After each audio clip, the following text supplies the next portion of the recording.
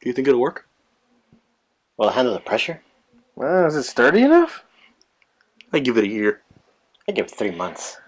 2 days. Yeah.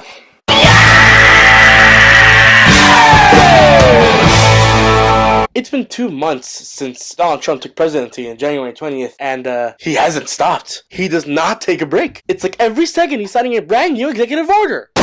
Look at this. These are all the executive orders he signed within the first hour. Now, you can learn a lot about a man, not just by his actions, but by the people that he chooses to surround himself with. Since he's not going to stop anytime soon, let's take a look at his cabinet, administration, anybody he's chosen to be next to him. Anybody that he's chosen to lead our nation in their specific departments, be it Department of State, Department of Treasury, Department of House, and Urban Development. These are no mere small sectors to be brushed aside. They are crucial roles to be taken by worthy candidates. Obviously, I won't go through every single individual person and position, because then we'd be here all day. Frankly, I could do that with President Trump himself. We will, however, be looking at the broader patterns in his cabinet. The first of which notice is that 26%, 1/4 of Trump's cabinet has had no prior government experience. To be fair, 1 or 2 has had military experience.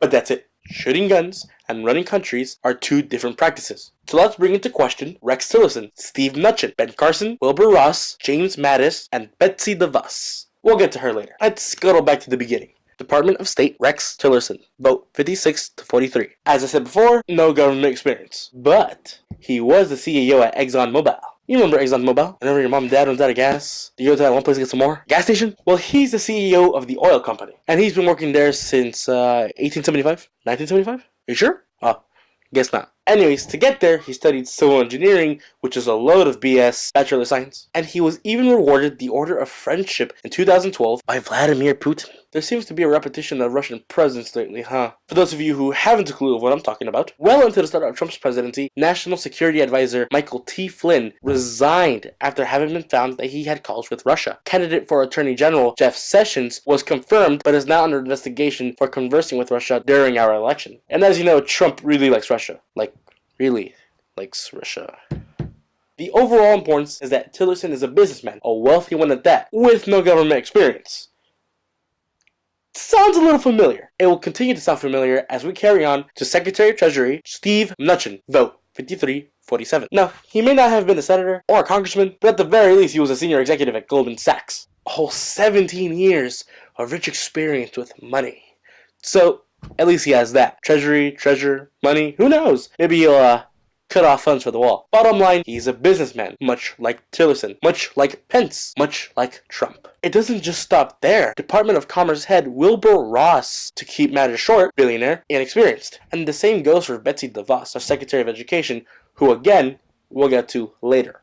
The only 2 who do not fit the bill on those conditions are Ben Carson, with a win of 58 to 41, who will be leading our Department of Housing and Urban Development, who doesn't have any experience, and James Mattis, who I will give credit, 44 years of military behind him, but serving for your country and serving under your country are not the same. Then again, he is Department of Defense, so he stayed in his jurisdiction, unlike DeVos. Now, for those of you who don't know Betsy DeVos, we're gonna have a field day. Betsy DeVos is a billionaire businesswoman who has done very well for herself. Here's the caveat. She has never attended, never worked in, or has had any other relation to public schools. Now, if you go to a private school like she did all her life, maybe her taking that position sounds just fine. Private schools get to assign their curriculum. I wouldn't be surprised if it was a little lower. The Department of Education has main reign over public schooling in terms of giving them money and adjusting the curriculum. She will be running this department, and I say will because the government voted her in. 2 months ago, Betsy DeVos was brought in to be evaluated to test whether or not she was a viable candidate. And on each margin, she failed. She couldn't even answer a yes or no question. First and foremost. And if confirmed, will you insist upon that equal accountability in any K-12 school or educational program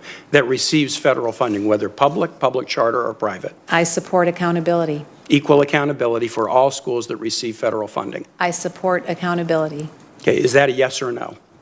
I support accountability. Do you not want to answer my question? I support accountability. Okay, Betsy. All he wants is yes or no. Just say yes or no. I support accountability. Oh, she's running the educational system.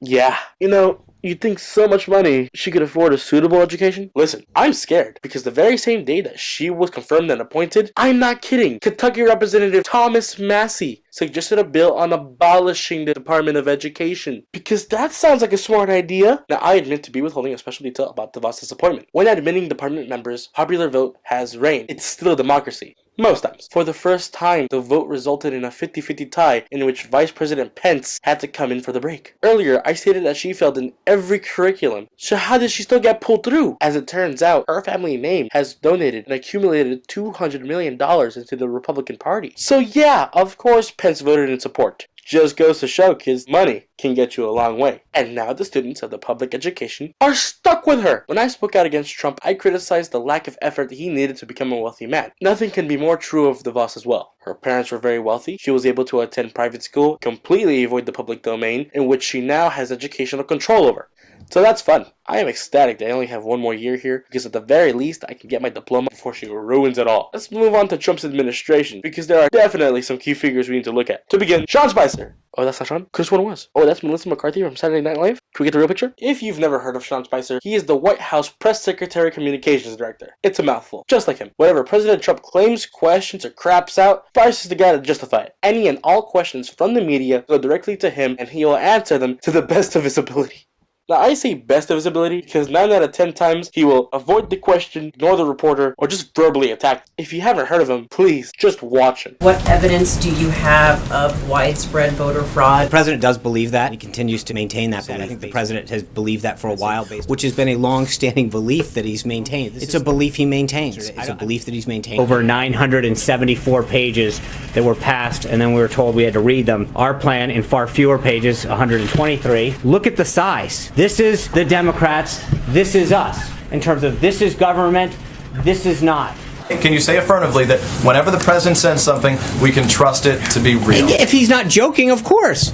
So yeah, Sean Spicer's quite the spicy character. Much like our next victim, Kellyanne Conway. Historically, she owned a polling company and used to work for Ted Cruz as the very first female campaign advisor for Republicans ever. Various times she denounced Trump, that is, until Cruz dropped out of the running and she needed another line of work. But she appears to be sounding more and more just like Trump, accusing networks of fake news, all the while providing what she calls alternative facts. You're saying it's a falsehood. Sean Spicer, our press secretary, gave alternative facts. The greatest alternative fact by far has to be the tragedy of the Bowling Green massacre. 2 Iraqis came here to this country, were radicalized, and they were masterminds behind the Bowling Green massacre. Most people don't know that because it didn't get covered. Please don't feel too guilty about missing out on the tragedy, because simply put, it never happened. I'm not quite sure how they believe they can get away with creating a massacre out of thin air, but hey, someone somewhere believed it. In this, Conway's most monumental flaw relates to Spicer's. She is willing to justify every uttering Trump mumbles. Unfortunately for her, even now, the majority of them are guesses, half-truths, or blatant lies. Enough of Kellyanne and her contradicting ways.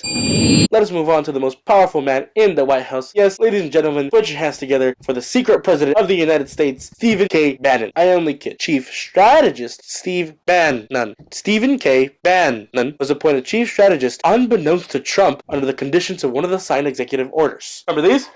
I do. Stephen has a long history spanning from his time at Harvard to being a Goldman Sachs banker, and as of recently, the executive chairman at Breitbart News. To just give you an idea of the kind of site Breitbart News is, take a look at these actual headlines. Birth control makes women unattractive and crazy. The solution to online harassment is simple. Women should log off. Hoist it high and proud. The Confederate flag proclaims a glorious heritage. Would you rather your child had feminism or cancer? Gay rights have made us dumber. It's time to get back in the closet. There's no hiring bias against women in tech. They just suck at interviews. For those of you who missed that vibe, Breitbart and Bannon are totally alt-right. In that case, it doesn't come as much of a surprise as supposedly Steve was the initial brain behind the Muslim ban. You know, the short period of time that halted Muslims from coming from those specific countries in hopes of minimizing terrorism in America? It's his brainchild, as well as a highly unreasonable order, since none of those states have ties to any previous terrorist. What's even more ridiculous is that Christian refugees coming from the same list of countries were still allowed into the US. So indeed, it cannot be denied that it was a Muslim ban. Luckily enough, the Supreme Court has halted the ban's effect in question of its constitutional legality. Hence, Steve's effort to ban non-Christians withered hastily. So what's worse than Trump at the helm of America? His crew?